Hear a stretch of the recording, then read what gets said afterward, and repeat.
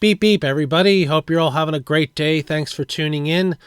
So here we are at the Factory Antique Mall, a place that I have never visited before. This is located in Verona, Virginia, and it claims to be the largest antique mall in the United States and has over 147,000 square feet. From the front, it doesn't really look like too much. It is all on one floor, but the building goes way back. Way back.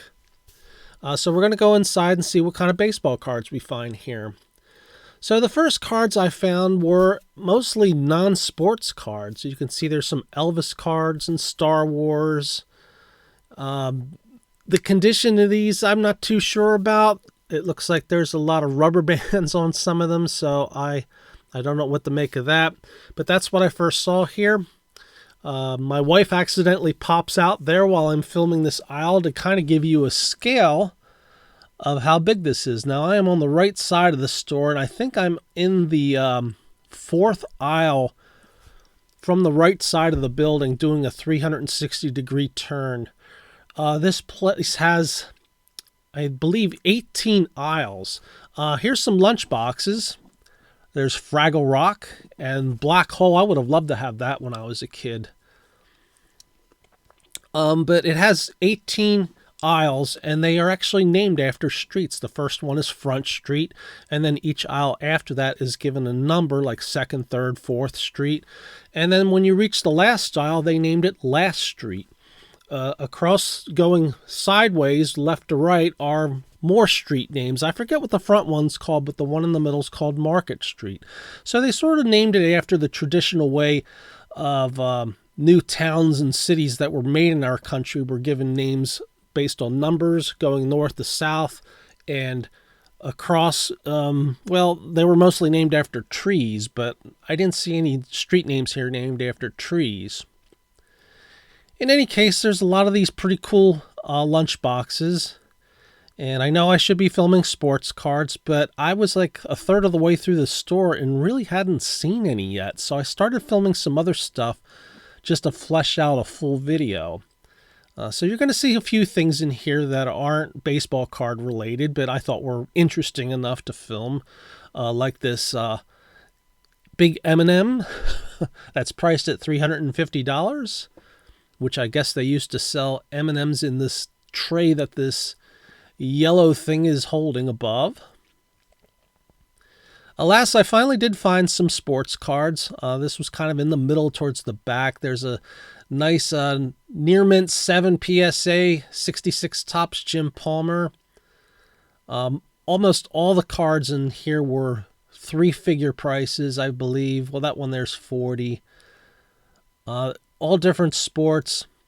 There's a Henry Davis at $100. Some Aldo. I don't actually recognize those cards. I don't think I've seen them before. But nothing here really caught my eye. But down below there is some boxed, I think factory sealed box sets. This one here is the 89 Fleer set. They have that one marked at 50, which is, I think, kind of high for that. The 90 Score is priced at 40, which I know is really high for that. I have seen those out in the wild for about $15 at other places. There's a big box of the Ryan Express for $40. That I don't see very much out in the wild. Here's another booth that had one baseball card. A Mookie Betts card priced at $3. It looks like they may have had some others in the past, but this is all they had there. They did have these official... I'm not sure what well, these are baseball magazines, but there's some official programs. That's the word I was looking for postseason things from back around the turn of the century. These were mostly marked at about $12 each, I believe. Well, that one's there's 10, the Sports Illustrated one. And here's another oddball thing I came across. This was really something. They must have constructed this on site. This big wooden room, I guess, and filled it up with all these old tools from, I don't know, 19th century, even earlier, maybe early 20th century, some of them are. Thought that was really neat. There is a seller that has some modern baseball cards, and here you can see the types of cards they have labeled. I did comb through some of these, but I found that almost all the prices were about at the price that you would see on the high end of a Beckett price range in their Beckett Almanac, so basically full retail. They were priced around $3 to $4, maybe $2. $30 for that 90 Fleer set, $50 for the 91 Upper Deck set. Those prices are really high for those. I did comb through the back to see if there was anything else in this booth, and it's just mostly random sports related kind of objects. This little aisle here has some baseball caps. There's some socks on the wall there.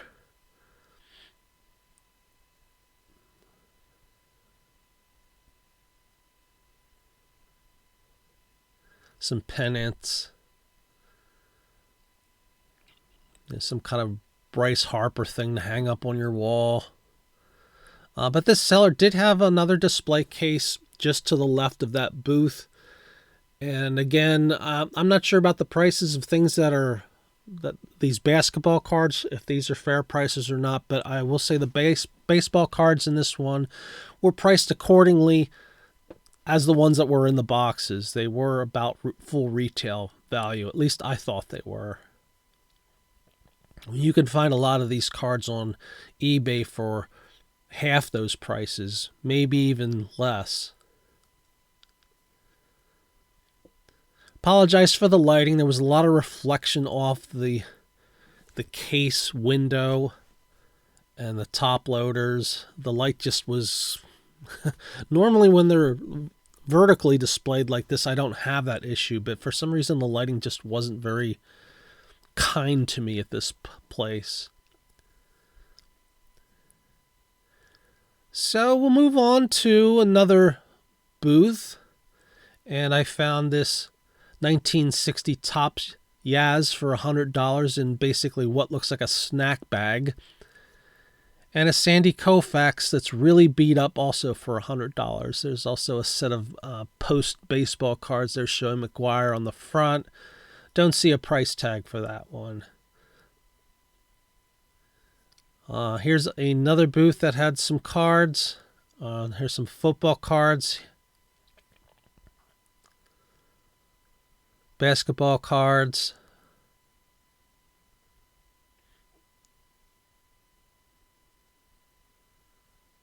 Some Desert Storm cards at $1 a pack.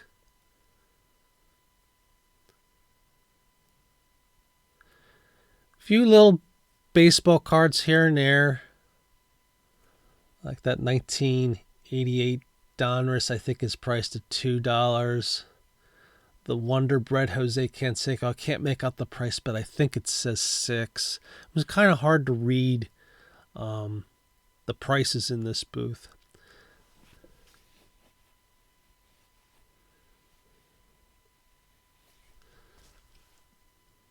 Plus, the glass on the front had a lot of, I don't know, scratches or marks, or maybe a dog was barking on it. Some racing cards.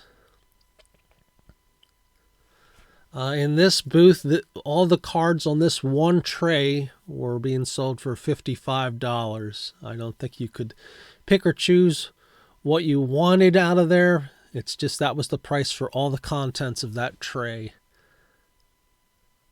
Looks like some old World War II planes and some Topps Gold cards. They had a couple cards up here from Pinnacle.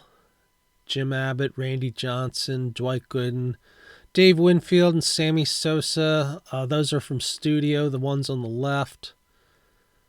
And you can see the prices on that 3x5 card.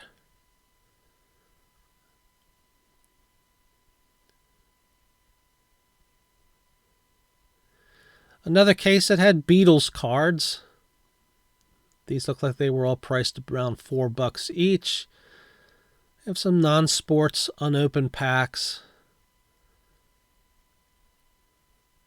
Some Dragon Ball Z. I don't think I've ever seen those before. Pokemon. High School Musical. Star Trek.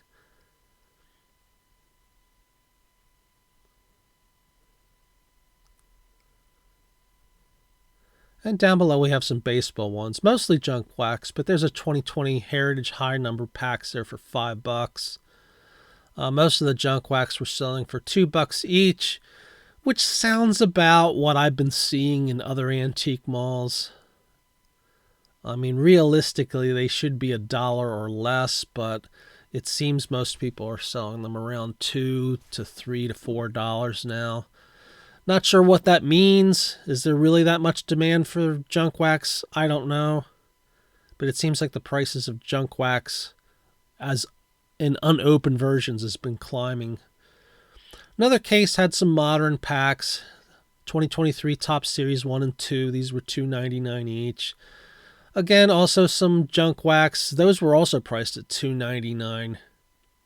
Again, I think the junk wax prices for these are a little high. I would more likely see those at $1 or less in some other places I've been. But it depends regionally where you are. Some regions of the country have higher prices than other regions. Cost of living kind of stuff, if you want to consider it that.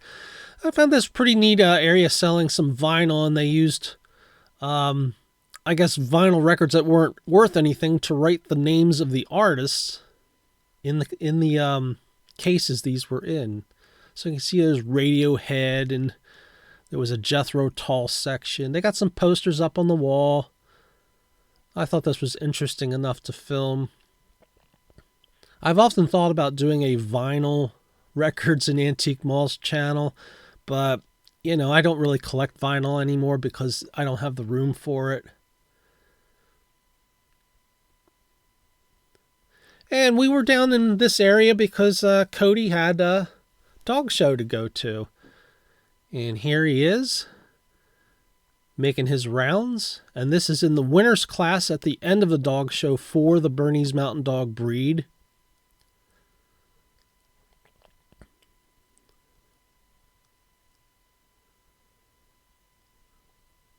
And Cody picked up a point at this one.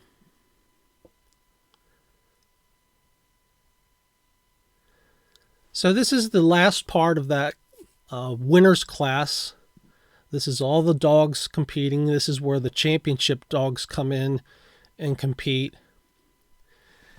And Cody would get best of winners, which means the classes for dogs that don't have a championship, he was the best one in those classes.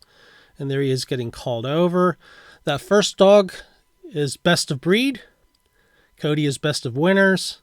The next dog is best of opposite sex. The next dog is select dog, and the last dog is select bitch.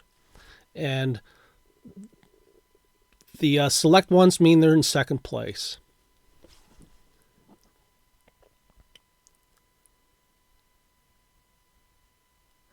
So I did not buy anything at that antique mall, so there's nothing to show at the end of this video. So I'm just leaving you with this footage of Cody at the dog show.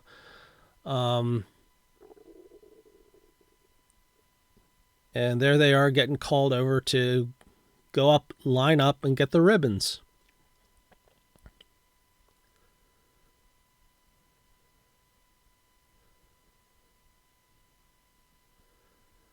So I'll leave you with this footage and hope you have a great rest of your day. Thanks so much for watching. Stay tuned because I have another antique mall that I visited down this area that I'm going to post in a couple days after this one.